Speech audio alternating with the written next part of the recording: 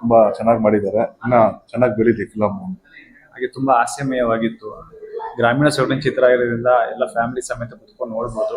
ಹಾಗೆ ಒಂದು ಹಳ್ಳಿ ಪ್ರತಿಭೆ ಹುಡುಗ ಹೇಗೆ ಒಂದು ಕನಸುಗಳನ್ನ ಇಟ್ಕೊಂಡು ಆಸೆ ಬೆಳೆಸ್ಕೊಂಡು ಒಬ್ಬ ಸಾಮಾನ್ಯ ಹುಡುಗ MLA ಆಗ್ಬೋದು ಅನ್ನೋದನ್ನ ಚಿತ್ರದಲ್ಲಿ ತೋರಿಸಿದ್ದಾರೆ ಡೈರೆಕ್ಟ್ರು.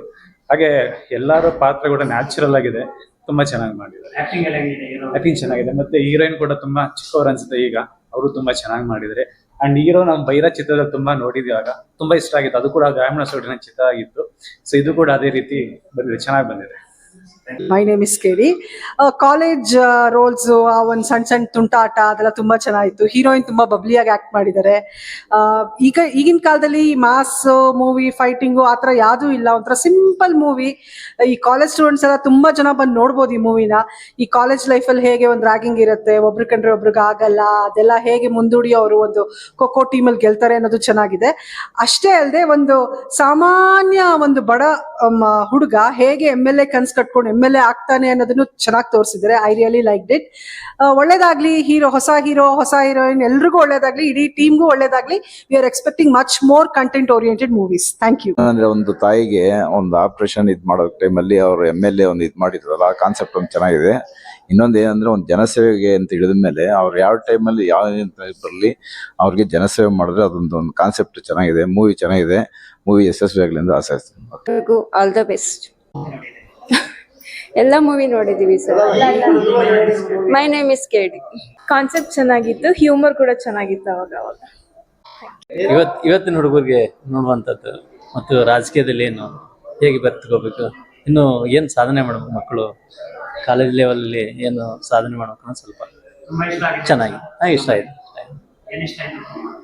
ಅದೇ ಮಕ್ಕಳಿಗೆ ಏನು ಕಾಲೇಜಿಗೆ ಹೋಗಿ ಏನು ಸಾಧನೆ ಮಾಡಬೇಕು ಅನ್ನೋದು ಸ್ವಲ್ಪ ಕಲಿಬೇಕಾಗುತ್ತೆ ಮೆಸೇಜ್. ಆಮೇಲೆ ರಾಜಕೀಯದಲ್ಲಿ ಏನು ನಡೆಯುತ್ತೆ ಅನ್ನೋದು ಮೆಸೇಜ್. ಇನ್ನೂ ಸ್ವಲ್ಪ ಚೆನ್ನಾಗಿ ಹೇಳ್ಬೋದಿತ್ತು. ಸ್ವಲ್ಪ ಇಲ್ಲ, ಅವ್ರು ಏನೋ ಒಂದು ವಿಷಯ ಹೇಳಕ್ ಹೊರಟಿದ್ದಾರೆ, ಅದನ್ನ ಸ್ವಲ್ಪ ನೀಟಾಗಿ ಹೇಳ್ಬೋದಿತ್ತು ಇನ್ನು ಅಂತ ಅನ್ನಿಸ್ತು ಅಷ್ಟೇ. ಪ್ರಯತ್ನ ಚೆನ್ನಾಗಿದೆ. ಹೊಸದಾಗಿ ಆಕ್ಟ್ ಮಾಡಕ್ಕೆ ಪ್ರಯತ್ನ ಪಟ್ಟು ಚೆನ್ನಾಗಿ ಮಾಡಿದ್ದಾರೆ. ಆದ್ರೆ ಹೀರೋಯಿನ್ ಚೆನ್ನಾಗಿ ಮಾಡಿದ್ದಾರೆ. ನೆಕ್ಸ್ಟ್ ಹೀಗೆ ಚೆನ್ನಾಗಾಗ್ಲಿ. 100 ಡ್ರೆಸ್ ಓಡ್ಲಿ ಫಿಲಮ್. ನಿಮ್ಮ ಕಾಲೇಜ್ ದಿನಗಳನ್ನ ತುಂಬಾ ನೆನಪಿಸುತ್ತೆ ಈ ಸಿನಿಮಾ. ಮಿಸ್ ಮಾಡಿದೆ ನೋಡಿ. ಇದ್ರ ಜೊತೆಗೆ ಈಗ ಸದ್ಯಕ್ಕೆ ಪಂಚಾಯತಿ ಎಲೆಕ್ಷನ್ ಬರ್ತಿದೆ. ಊರಿನ ಯುವಕರು ಯಾರಾದ್ರೂ ಇದ್ರೆ ಈ ಸಿನಿಮಾ ನೋಡಿದ್ರೆ ನಿಮ್ಮ ಊರಲ್ಲಿ ನೀವು ನಿಂತ್ಕೊಬೇಕು, ಏನಾದ್ರೂ ಮಾಡ್ಬೇಕು ಅನ್ನೋರಿಗೆ ಸ್ಫೂರ್ತಿ ಆಗುತ್ತೆ. ಅಷ್ಟು ಅದ್ಭುತವಾಗಿದೆ ಸಿನಿಮಾ. ಮೈ ನೇಮ್ ಇಸ್ ಕೇಡಿ ಅಂತ ಎಲ್ಲ ಯುವ ಪ್ರತಿಭೆಗಳು ಚೆನ್ನಾಗಿ ಮಾಡಿದ್ದಾರೆ. ನಮ್ಮ ವೆಂಕಟೇಶ್ ಸರ್ ಆಗಿರ್ಬೋದು, ಮೇಡಮ್ ಆಗಿರ್ಬೋದು, ನೋಡಿ. ಆಲ್ ದ ಬೆಸ್ಟ್, ಒಳ್ಳೇದಾಗ್ಲಿ. ಮುಂಚೆನೇನು ಫುಲ್ ಸೂಪರ್ ಎಕ್ಸೈಟೆಡ್ ಆಗಿದ್ದೆ ಈ ಮೂವಿ ರಿಲೀಸ್ ಆಗಿತ್ತು ಅಂತ. ಈಗ ನಾನು ಎಲ್ಲರ ಜೊತೆನೂ ಕುತ್ಕೊಂಡು ನೋಡಿದ್ಕೆ ನನಗೆ ಇನ್ನೂ ಖುಷಿ ಆಯಿತು. ಎಲ್ಲರದು ಪಾಸಿಟಿವ್ ರಿವ್ಯೂಸ್ ಬಂತು. ನನಗೂ ಕೂಡ ಮೂವಿ ನೋಡಿ ಸೂಪರ್ ಖುಷಿ ಆಯಿತು. ಯಾಕಂದರೆ ಅಷ್ಟೊಂದು ಚೆನ್ನಾಗಿರುತ್ತೆ ಅಂತ ನಾನು ಅಂದ್ಕೊಂಡಿರಲಿಲ್ಲ. ಓಕೆ ಅಂದ್ಕೊಂಡಿದ್ದೆ, ಆದರೆ ನೋಡಿದ್ರೆ ಫುಲ್ ತುಂಬ ಚೆನ್ನಾಗಿತ್ತು. ನಾನೇ 2 times ನೋಡಿದೆ, ನಂಗೆ ಒಂಚೂರು ಬೋರ್ ಆಗಲಿಲ್ಲ. ನನ್ನ ಫ್ಯಾಮಿಲಿ ಮೆಂಬರ್ಸ್ ಎಲ್ಲ ಬಂದ್ರು, ಅವರೆಲ್ಲ ಹೇಳಿದ್ರು ತುಂಬಾ ಚೆನ್ನಾಗಿದೆ ಅಂತ. ಇದು ಮೂವಿ ನೋಡಿದಾಗ ಎಲ್ಲರಿಗೂ ಇವಾಗ ಯಂಗ್ಸ್ಟರ್ಸ್ ಎಲ್ಲ ಇರ್ತಾರಲ್ಲ, ಅವ್ರಿಗೆಲ್ಲರಿಗೂ ಒಂದು ಇನ್ಸ್ಪಿರೇಷನ್ ಆಗಿರುತ್ತೆ ಈ ಮೂವಿ. ಎಲ್ಲರೂ ಬಂದು ನೋಡಿ ಥಿಯೇಟರ್ ಅಲ್ಲೇ.